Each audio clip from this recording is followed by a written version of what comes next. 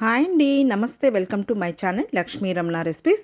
ఈరోజు మనం ఒక మంచి రుచికరమైన రెసిపీని ప్రిపేర్ చేసేసుకుందామండి. అదేంటంటే రైస్ వర్మిసెల్లీతో పులిహోర అండి. దీన్ని మనం మార్నింగ్ బ్రేక్ఫాస్ట్గా తినచ్చు, అలాగే ఈవినింగ్ స్నాక్గా చేసేసుకోవచ్చు, నైట్ డిన్నర్గా కూడా చేసేసుకోవచ్చు అండి. చాలా సింపుల్గా టేస్టీగా మనం ఒక 10 నిమిషాల్లో ప్రిపేర్ చేసేసుకోవచ్చండి. చాలా రుచిగా ఉంటుంది, చేసుకోవడం కూడా చాలా సింపుల్ అండి. కాబట్టి ఈరోజు మనం రైస్ వర్మిసెల్లీతో ఈ పులిహోరని ఎలా ప్రిపేర్ చేసుకోవాలో కావలసిన పదార్థాలు, తయారీ విధానం ఒకసారి చూసేద్దామండి. మామూలుగా మనకు ఈ రైస్ వర్మిసెల్లీ అనేది చాలా డిఫరెంట్ కంపెనీస్లో మనకు దొరుకుతూ ఉంటుందండి. సూపర్ మార్కెట్లో అవైలబుల్ ఉంటుంది. నేను ఒక ప్యాకెట్ తీసుకున్నానండి. ముందుగా ఒక ప్యాన్ పెట్టేసుకొని 2 పెద్ద గ్లాసుల నీళ్లు వేసేసుకోవాలండి. ఈ నీళ్ళని కొద్దిగా వేడెక్కిన తర్వాత ఒక 1/2 టీ స్పూను సాల్ట్, అలాగే ఒక 1/2 టీ స్పూను నూనె వేసేసుకొని కలిపేసేసుకోవాలండి. నీళ్లు మరుగుతున్నప్పుడు మనం తీసుకున్న ఈ రైస్ వర్మిసెల్లీని అందులో వేసేయాలండి. ఇది చాలా త్వరగా మనకు ఉడికిపోతుందండి. ఇంకా హై ఫ్లేమ్లోనే మనం దీన్ని ఒక 3 నిమిషాలు ఇలా కలుపుకుంటూ ఉడికించేసేసుకోవాలి.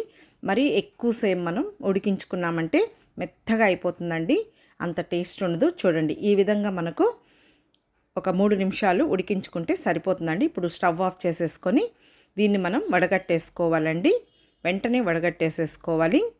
చూడండి, ఈ విధంగా మనకు స్ట్రెయిన్ చేసుకున్నామంటే ఆరిన తర్వాత పొడి పొడిగా వస్తుంది. కాబట్టి ఎక్కువసేపు ఉడికించుకోకుండా ఒక 3 నిమిషాలు ఉడికించుకుంటే సరిపోతుందండి. ఇప్పుడు దాన్ని తీసి పక్కన పెట్టేసుకోవాలండి. ఒక 5 నిమిషాలు ఆరనివ్వాలి. ఈ లోపల మనం మిగిలిన ప్రాసెస్ చూద్దాం. స్టవ్ వెలిగించుకొని ప్యాన్ పెట్టేసుకొని ఒక 3 టేబుల్ స్పూన్ల నూనె వేసుకోవాలి. నూనె వేడెక్కిన తర్వాత ముందుగా 1 టేబుల్ స్పూన్ పల్లీలు వేసేసుకొని జస్ట్ 1 నిమిషం ఇలా కలుపుకుంటూ ఫ్రై చేసేసుకోవాలి. ఇప్పుడు అవి వేగిన తర్వాత 1 టేబుల్ స్పూన్ జీడిపప్పులు కూడా వేసేసుకొని జస్ట్ కొద్దిసేపు ఫ్రై చేసేసుకోవాలండి. ఇప్పుడు వీటిని తీసి పక్కన పెట్టేసేసుకుందాం. మనకు ఈ రైస్ వర్మిసెల్లీ పులిహోరలో ఇవి నంచుకొని తినడానికి చాలా బాగుంటాయండి.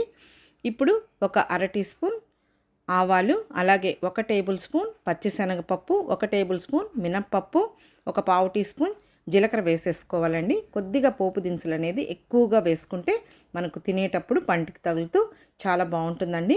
ఇప్పుడు మీడియం ఫ్లేమ్లో ఇలా కలుపుకుంటూ మంచి కలర్ వచ్చే వరకు ఫ్రై చేసుకున్న తర్వాత ఒక ఎండుమిరపకాయను తుంచి వేసేసుకొని 3 పచ్చిమిరపకాయలని నిలువుగా కట్ చేసి వేసుకొని ఒక మీడియం సైజులో ఉన్న ఉల్లిపాయని చిన్న ముక్కలుగా కట్ చేసి వేసుకొని కొద్దిగా కరివేపాకు కూడా వేసేసుకొని జస్ట్ ఈ ఉల్లిపాయ ముక్కల్ని 1 నిమిషం ఇలా కలుపుకుంటూ ఫ్రై చేసేసుకోవాలి. చూడండి, ఉల్లిపాయ ముక్కలు ఈ విధంగా వేగాలి. ఇప్పుడు ఇందులో ఒక 1/2 టీ స్పూన్ పసుపు పొడి వేసేసుకొని జస్ట్ ఇదంతా కూడా ఒకసారి బాగా కలిపేసుకోవాలి. ఈ లోపల మనకు ఈ రైస్ వర్మిసెల్లీ అనేది చూడండి చల్లారిపోయింది, అలాగే పొడి పొడిగా వచ్చిందనమాట. మనం ఉడికించేటప్పుడు కొద్దిగా సాల్ట్, ఆయిల్ వేసుకున్నామంటే ఒకదానికొకటి అంటుకోకుండా చూడండి చూపించిన విధంగా ఇలా పొడి పొడిగా వస్తుందండి.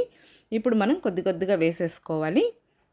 మామూలుగా మనం సేమియాతో చేస్తూ ఉంటాం కదా అండి. ఇలా రైస్ అంటే బియ్యపు పిండి సేమియాతో చేసుకుంటే కూడా చాలా బాగుంటుందండి.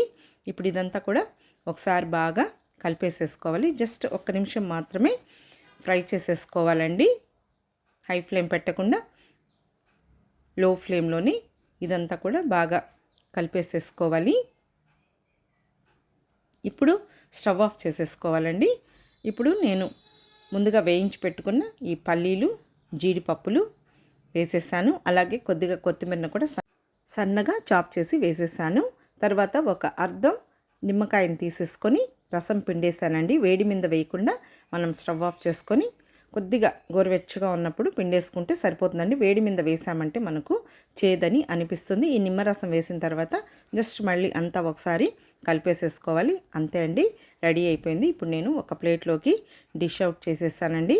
చాలా బాగుంటుంది. మామూలుగా మనం సేమియాతో చేసుకుంటూ ఉంటాం, కానీ ఈ విధంగా రైస్ సేమియాతో కూడా చేసుకుంటే చాలా బాగుంటుందండి. చివరగా కొద్దిగా కొత్తిమీర చల్లేసాను. కాబట్టి చూసారు కదా అండి, మీరు కూడా ఒకసారి తప్పకుండా ట్రై చేసి రుచి చూడండి. వీడియో మీకు నచ్చితే లైక్ చేయండి, షేర్ చేయండి. కొత్తగా చూస్తున్న వారైతే నా ఛానల్ని తప్పకుండా సబ్స్క్రైబ్ చేసుకోండి. ఇంకొక మంచి వీడియోతో మళ్ళీ కలుద్దాం. నమస్తే అండి.